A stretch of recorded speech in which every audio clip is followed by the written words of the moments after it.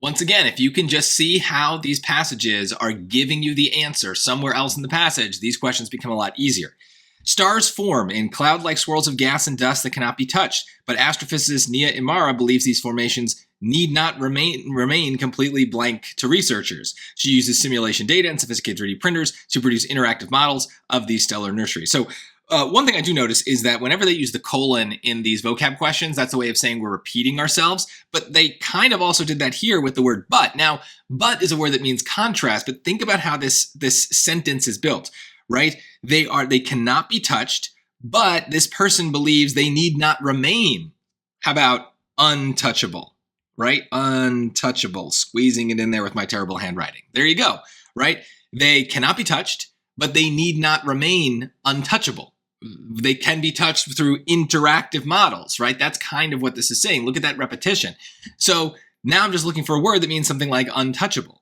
Does repeatable mean untouchable? No. Does explicable mean untouchable? You probably don't know, so we'll leave that as a question mark. Does regrettable mean untouchable? No. To regret something is to feel bad about it, like to wish you hadn't done it. And intangible, does that mean untouchable? I would hope that you would at least have some vague feeling that you're like, I've heard that word before. It's a harder word, especially in 8th and 9th grade, but it's not that hard. It's a word that you would have encountered at some point, or at least maybe it's opposite. The word tangible means touchable. So those are good words to memorize. You might need those later on when you take the SAT. So definitely try to learn that.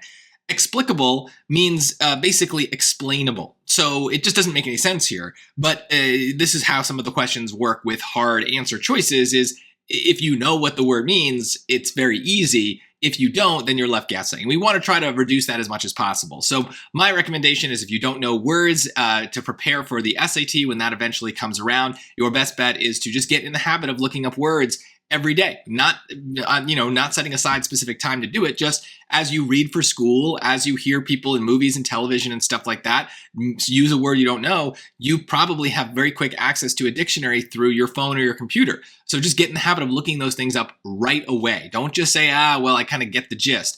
Look up the word. You never know what's going to stick. And the more words you know, the easier it's going to be when SAT time comes.